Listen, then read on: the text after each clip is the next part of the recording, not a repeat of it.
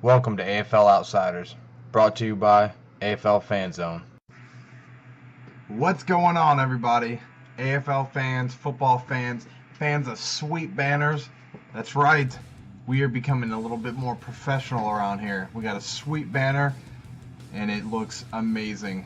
AFL Fan Zone, baby.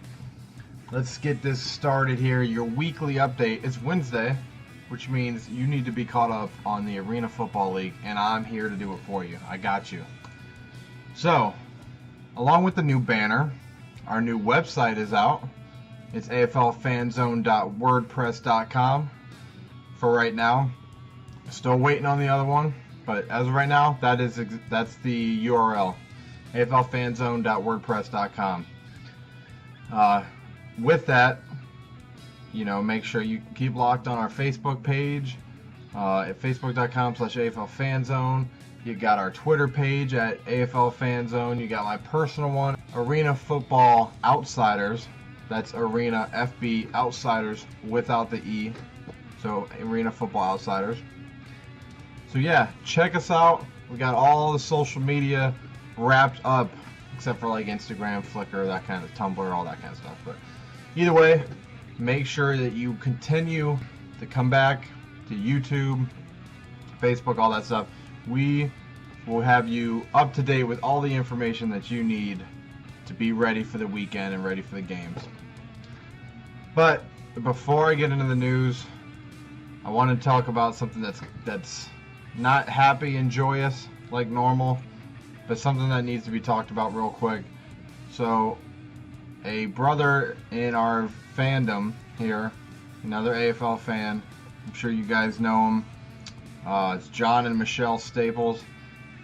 We learned not too long ago that Michelle has been diagnosed with cancer, so obviously all thoughts go out to her. There's a GoFundMe page on our fan discussion. If you just check out our fan discussion page on Facebook, there's a link at the top. Click that if you want to donate, try to help support Michelle while she's going through her struggles. Also, they're doing a t-shirt support. It's, again, Scott posted that today. Check that out. It says on the front, 1L's Army. On the back says 1L of a fighter, with some more the Bible quote underneath it.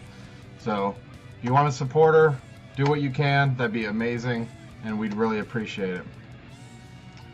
But let's go into more happy news. Let's talk about news and the players of the week from this week, week 2. So, starting off with the Under Armour Offensive Player of the Week, Joe Hills, which if you saw it Monday, if you watched that game at all, you knew right away that he was going to get it. I mean, he just played out of his mind.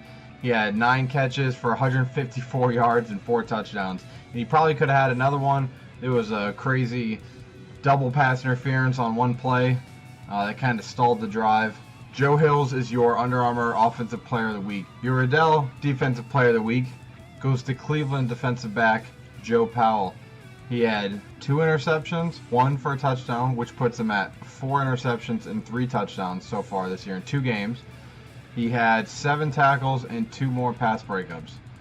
Joe Powell has been amazing so far. It's his rookie year, and he's playing out of his mind. Like Joe Hills did in 1 game, that's been Joe Powell in 2 games. The J. Lewis Small Playmaker of the Week goes to Arizona receiver Rod Windsor against my team, the LA Kiss. He took his week 1 totals and pretty much doubled them. He had 13 catches, 151 yards, and 4 more touchdowns. That guy, he's a beast. He's one of the best receivers in the league already, but he's out on a mission this year. I mean, that's 8 touchdowns in 2 games. So your J. Lewis Small Playmaker of the Week, Rod Windsor. Your Cutter's Catch of the Week goes to the Tampa Bay Storm's wide receiver, Philip Barnett. Towards the end of the game, there was a onside kick, and Philip Barnett just jumped up in the air, one-handed, just came down, and one hand caught a onside kick. So he got the Cutter's Catch of the Week. It was amazing. The highlight of the week goes to Orlando's defensive back, Kent Richardson. He was the one that got the game-winning interception against Portland. So congrats to Kent Richardson. The other big news that came out this week, in case you missed it, the AFL finally announced their partnership with Geico. So if you've watched the first couple weeks and you weren't sure of that, you saw the big Geico blue zone. So instead of course, the red zone in other sports, it's the Geico blue zone. They also have a strip along the goal line that says Geico, and they also have, if you've noticed, at the 15-yard line, they put percent signs at all the stadiums. That's again for the partnership with Geico. That partnership goes until the end of 2018. They had said that the reason why they did it was because of the main reason was because of Washington's AFL franchise that was announced, a month and a half ago. So for anyone that thinks that the Washington deal wasn't that big a deal, getting a team there, it is a big deal. It already right away happened. We probably wouldn't have got, AFL probably wouldn't have got Geico without that announcement. So it's great for the league, brings more exposure, of course, and obviously Geico's a bigger brand than Net 10 or Fuga Energy, these other sponsors that we've had. So I mean, we have Under Armour, New Era hats. Now we got Geico. Things are looking up, and I can't be happier. I'm so glad. It's just awesome. Last but not least, in the news section this week, today there was an article in, was it the AZ Central, I believe? Kevin Guy, the head coach for the Rattlers, he came out and said he doesn't appreciate the CFL poaching his players or poaching Arena League players, saying that Arena League does their recruiting all year long, and then CFL just comes in and poaches their players, saying it's lazy recruiting. Now, there's two issues with that. One, the CFL. Oh, another thing he said was that the CFL and the AFL are on the same level, that it's the NFL and then everybody else. That is just, I would love to say that that's true, because I love the AFL more than the CFL, but you could just go by salaries, and there's no one leaving the CFL going, I can make it in the Arena League. Now obviously if they're like third string or whatever, that's different, but there's starters in the AFL going up to the CFL for a reason. The CFL gets paid $52,000 Canadian is the minimum salary. Now I did the conversion, that comes out to $40.5 thousand for us, so it's about a $11,500 dollar difference, but still $40,000 compared to what the AFL gets, which is $825 a game for non-quarterbacks. That comes out to $13,000 a year. So they're getting paid over triple the amount in the CFL. Now tell me, why would you play in the AFL if you can make triple the money in the CFL? Unless you really loved it, or there's other extenuating circumstances. You can't leave the country, you don't want to leave the country, stuff like that. So I get what you're saying, Kevin, but you got to see that the players are going to go for the money. It's not like they're playing in the NFL. The other part of that is, it is the Arena League's fault, because if the Arena League was paying more, then we wouldn't have this problem of people leaving so much. Now the collective bargaining agreement ends, I believe, at the end of this season, or the end of next season, I believe, something like that. So if they really don't like players leaving during the season or during the off season and leaving for the CFL, then you need to start paying your players more. I mean, I know that there's not a whole lot of money coming in to be able to do that, but $825 a game is chump change. That's nothing. I mean, these guys are obviously playing for the love of the game more than you could say for any other level. Don't get me started. College players get paid too. I don't care what anyone says. They are getting paid too. So, that sparked the reason that came out, and the reason why Kevin Guy said that, because if you didn't see the transaction list I already posted today, Arizona lost defensive backs Marcus Smith and Jimmy Legree. They both went up to the CFL.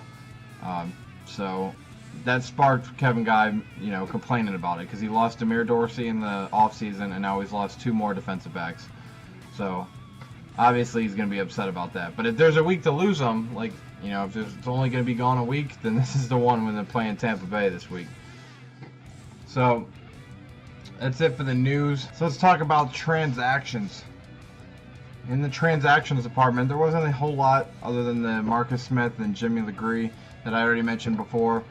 But in Tampa Bay, huge news, great news. Jason Boltus has finally returned to the Tampa Bay Storm, so they finally have a quarterback. That is awesome because I looked at the stats, right? So last year, Jason Boltus in the first 2 games threw 12 touchdowns and only 1 pick. The 2 games so far this year with Adam Kennedy and Jonathan Bain, they have both combined thrown for 7 touchdowns and 6 picks. So there's a huge difference there. Jason Boltus he's not one of the better. He's not a Davila. He's not a Raudaball, those kind of guys. But he is much better than what they had before, and it couldn't have come at a better time. Now, that doesn't mean that they're going to go into Arizona and beat Arizona, but holy crap, that looks good for them for the future of this season. So that's great news for the Storm, having Jason Boltus come back. Going over to Portland, Cole Aierla. He's gotten a lot of hype when he came in because he played at Oregon. He had pretty good stats. He probably might have done a better job in the NFL had he not had off the field issues. But he comes to the Arena League with a lot of fanfare and all that stuff. And he made it 1 game. He had 2 catches for 8 yards or so and had a touchdown. And now he's on the inactive reserve. Granted, that's not the injured reserve, which means he could still play this week. But Portland brought in Tyrone Gord. If you remember that name, that's because that's the guy who I thought was going to be good for LA this year. He was my dark horse for LA. Obviously, they cut him in the preseason and off-season. Everyone gets a mulligan there, right? So Tyrone Gord gets picked up by Portland while Cole Aierla gets put on the inactive reserve. Another segment I want to start doing, I like looking at all the stats, so I'm going to start going into the stats that catch my eye. When I'm looking through all the stat sheets. So I'm going to pick 3 every week. The 3 that I find most interesting this week. Number 1, Derrick Ross. If you've watched both Jacksonville games, that is not the Derrick Ross that we're used to seeing. Now, that doesn't mean that he's not going to become that guy the rest of the season. There's something going on there, and maybe he's just like getting into the groove. Something like that. I'm not sure, but Derrick Ross just doesn't seem the same. Now, he has 15 attempts, 22 yards, and 3 touchdowns for a 1.5 yard per carry average. Now, if you go back to last year, he finished the season with a 4.0 yards per carry average and had 33 touchdowns. Now, that means he's on pace to score 9 less touchdowns this season for Jacksonville. And, of course, it's only 2 games. I get I'm not overreacting. I'm just saying it's time that we need to maybe start talking about him, that maybe he's starting to wind down his career. I don't know. I hope not. I wish the best for Derrick, and I hope he does great for Jacksonville this year. I'm just saying, with my own eyes, watching him play this year, it's just something that doesn't feel right. Number 2 on stats that catch my eye, there has only been 4 attempted field goals this year. Now, I went back to last year. I'm not going to go through every single game to find out how many field goal attempts there were, but I got to think that 4 is on the low end of the spectrum. That's not that many, and there was only 1 week 1, so 3 of those was week 2. So maybe it'll even itself out and we'll have 2 or 3 a week.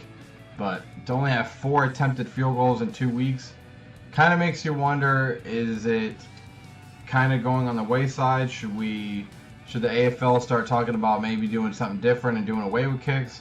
I don't know. I'm just throwing it out there. 4 attempted kicks in 2 weeks. I guess we'll see. Number 3. Now, I just spoke before when I was talking about Jason Boltus, about the better quarterbacks in the league, and I had mentioned Raudaball, and he is. But something's going on with him as well, because he's thrown 5 interceptions already this year. And he probably should have thrown at least 2 more against Jacksonville. And he threw one really horrible one against Cleveland. So they got to figure it out over there in Philly.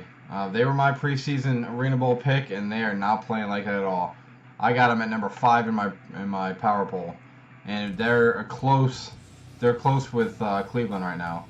Now Cleveland probably could be 0-2, but Philly, after destroying Cleveland in the first half of Week 1, they scored 55 points in the first half against Cleveland Week 1. They have scored 55 points in the next 6 quarters. So something's going on there in Philly. Not sure exactly what, because the other players look good. I mean, Kelly SK looks good. McDaniel looks good. I'm not sure what's going on there with volleyball. I think they'll get it figured out.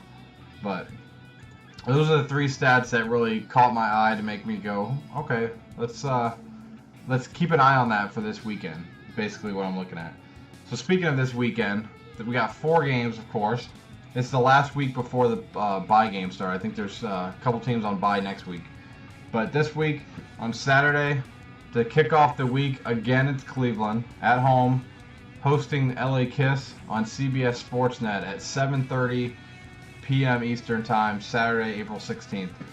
The next game, there's 2 games that night, and so after that one, or right around halftime, the second game will start, and that one is the Storm at Rattlers game. I want to say that that's a game to watch, but I think the Kiss Cleveland game could be good, and Storm, I mean, I want to see how Boltis comes back after, obviously this is his first game. And I want to see if Julius Gregory can come back. They put him on an active reserve yesterday. But who's going to stop Arizona at this point? I mean, Davila just looks... He has everything figured out. Obviously, we already know that. But like I said about Windsor, that whole team just feels like they have some kind of bone to pick. I think it's them losing in the National Conference last year, in the National Conference Championship. I don't know if that's it. That's what I would guess. But Arizona's looking for blood this year, and they're playing the worst team in the league. So that one might be a bloodbath. And then on Sunday, for the afternoon matinee, we got Portland at Philly. Now, which Portland team are we going to get? Are we going to get the Week 1 Portland, who couldn't get out of their own way against Arizona? Or are we going to get the Week 2 that went down to Orlando and barely lost and actually had a lead in the fourth quarter within the final minute? If that second Portland team comes out, or even midway, and Philly plays like they did against Jacksonville, then I'd watch out. Portland might go in there and steal one. That one's definitely going to be fun to watch. That one's on ESPN too. And then on Monday night is the last game, another Monday night game, another Jacksonville Monday night game. But this is Jacksonville's home opener. They are going to be playing Orlando at 7 p.m. So it's another 7 p.m. kickoff. So remember to catch our podcast. Our live podcast will be on at that time. Be on around halftime of that game. So make sure you come check us out for that. But that's all I got for you guys this week. These during the season, there's not a ton of news. A lot of it's obviously involved with the games and everything like that. Wanted to unveil the nice banner that we got. This thing looks sweet. Please let us know what you think about it in the comments below. I think it looks awesome. It took me a while to get it put up, but now that it's up, it looks great. And these lines, they'll go away. I just got it in today. I mean, it seriously just got delivered today, so that's right out of the box right there. But again, check out all of our social media accounts. Keep up with the AFL Fan Zone, and I will see you this weekend. The video this week for the preview, game of the week, the AFL Fan Zone game of the week preview is going to be the Monday night game, Orlando at Jacksonville. That's gonna be a fun game. That's my power rankings number 2 and number 3 team going against each other. So it's gonna be another weekend of great AFL football. I can't wait. Make sure you keep up on everything AFL Fan Zone, and I will see you guys this weekend. Take care.